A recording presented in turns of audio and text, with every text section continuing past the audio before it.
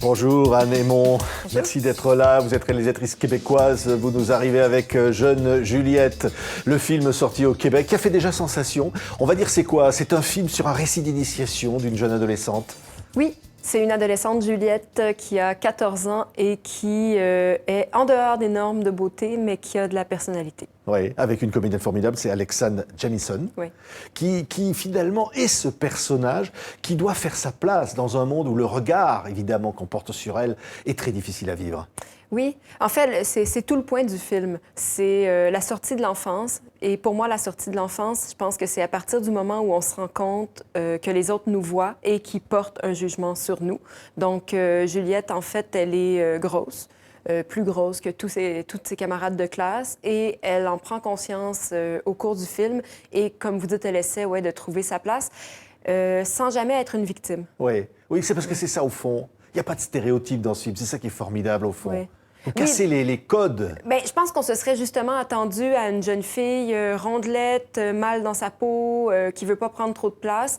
Alors que pour Juliette, c'est le contraire. Elle est bien dans sa peau, a priori, jusqu'à temps que ça devienne très difficile pour elle, mais elle a aussi de l'humour, de la répartie. Elle se place pas du tout, elle se pose pas du tout en victime. Et elle va même peut-être tomber amoureuse du garçon qui est jugé le plus beau par les autres filles. Hein? Oui, elle tombe amoureuse du beau mec de l'école. Elle se permet ces trucs-là, tu vois. Elle mord dans la vie. Ouais.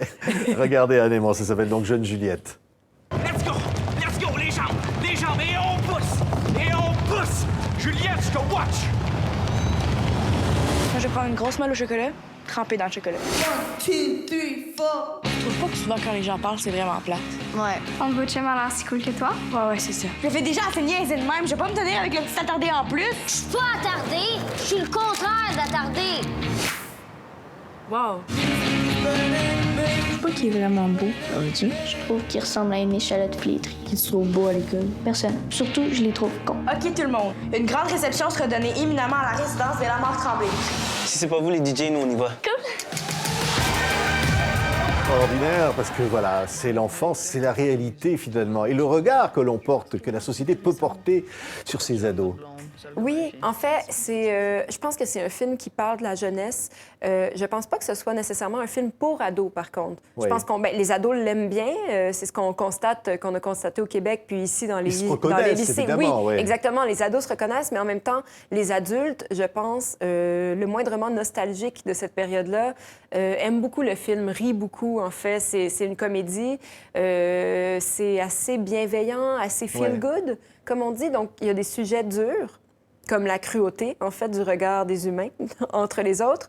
Mais il y a aussi beaucoup d'humour et d'espoir dans le film. Oui, regardez, c'est quelque part, on va dire, un film lumineux. Je vous propose de regarder encore un bout de cette bande-annonce de Jeune Juliette. Je voulais te dire, toi et ta famille, vous êtes vraiment du monde que j'aime. Je pense que Liam s'intéresse à moi. Hein? Pas de chum, pas de blonde, seul comme un chien. Est-ce que tu penses que c'est possible qu'un gars tombe en amour avec nous? Salut. Un jour, c'est sûr. Mais pas de suite, là. Hein? Excuse-moi, j'ai pas fait exprès. C'est pas toi qui es grosse puis qui prend toute la place, c'est ton livre. Non, merci. J'essaie de maigrir. Moi, je te trouve bien correct de même. Pourquoi tu fais ça, là? Ça gâche tout. Vous avez tout, Juliette. Vous aurez pas ma pitié en plus. Je comprends pas, là. Je peux pas rester 3 ans de plus dans cette école-là. Tout le monde est con. Hey! Ouais, elle est incroyable, hein? Parce Elle a qu'elle de se la laisse pas personnalité, faire, elle a de la ouais. personnalité. C'est ça qui est bien. Bien, je pense que c'est assez réjouissant, en fait. Il y a énormément de films qui parlent des adolescents de manière très sombre et qui sont un peu déprimants. Et j'avais envie de faire un film qui soit tendre, drôle et bienveillant. Ouais. En fait, même si c'est pas nécessairement très à la mode aujourd'hui d'être bienveillant, je pense qu'on aime beaucoup les films coup de poing, mais j'avais pas envie de ça. J'avais envie d'un modèle inspirant, d'humour puis de tendresse. C'est ça. Il y a de la tendresse et au fond, on l'aime, cette jeune Juliette, parce que voilà. Ouais. Mais en même temps, elle a ses défauts. Elle n'est pas non plus parfaite et c'est ça qui est formidable. Elle n'est pas du tout parfaite et je pense que ça, c'est la réalité, par contre, des relations humaines. On est à la fois dominant et dominé, on est cruel, on est la personne qui souffre et ça change comme ça toute notre vie. Puis en fait, c'est ce que Juliette apprend pendant le film, c'est-à-dire de elle, comment elle a envie de se positionner par rapport aux autres. Et des fois, c'est un truc que j'ai remarqué. Moi-même, à l'école, j'ai eu un parcours assez difficile. Je me faisais quand même assez harceler. autobiographique, on va dire aussi, ce film, de votre propre vie. Ben oui, je pesais 30 kilos de plus que maintenant. J'étais très solitaire. J'avais beaucoup de points communs avec Juliette. Et je me souviens très bien, à un moment, d'avoir moi-même harcelé une jeune fille. Pas parce que j'en avais envie, mais parce que ça me permettait de changer de camp. En fait, de juste me retrouver du côté des gens qui harcèlent. Oui. Juste parce que j'en avais Ça besoin. s'appelle la grossophobie, en fait. Ouais. C'est ça. Oui, mais c'est ça. Mais des fois, c'est ce qu'on fait, en fait. On devient cruel ou on devient le monstre de quelqu'un d'autre par nécessité, presque, à force de se faire harceler. Des fois, les rôles changent. À un moment, le personnage, elle s'écroule, elle s'évanouit, et on entend une fille qui dit le plancher va s'écrouler. Oui, c'est terrible.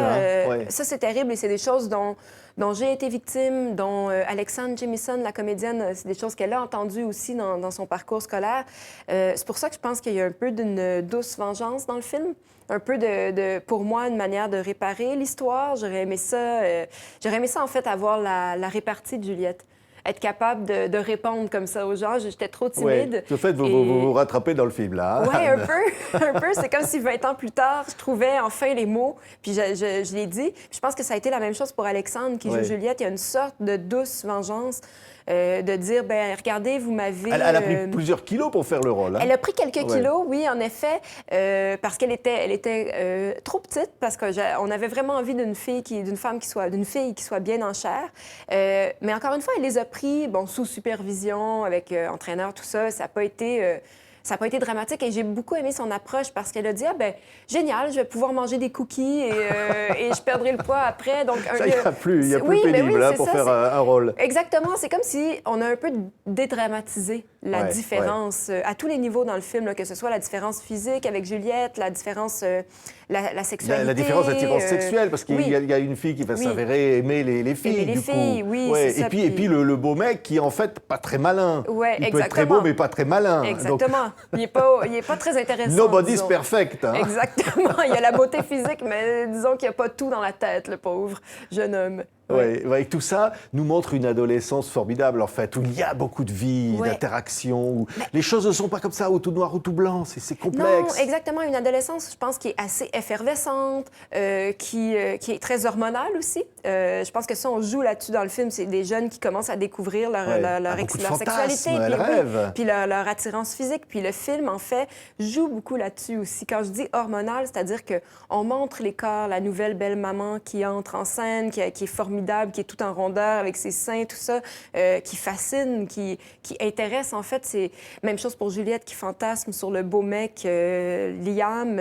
On le voit, tout son corps musclé. Donc, on n'est vraiment pas on n'est pas dans l'abstraction. On est dans le concret de ce que c'est avoir 14 ans et de commencer à se découvrir et découvrir les corps des autres. Oui, et je disais, c'est à la fois évidemment les jeunes se reconnaissent dans le film, et puis ceux qui ne le sont plus aussi jeunes qu'ils ne le voudraient, ils vont voir le film parce que justement, ils se rappellent ce que c'est, ils voient ce que c'est aussi. Oui, c'est un film nostalgique en fait, je pense drôle et nostalgique, j'espère en tout cas. Merci, Anne-Aimance. Ça s'appelle Jeune Juliette, film qui sort en France après son triomphe au Québec. Merci d'avoir été avec nous. Merci beaucoup.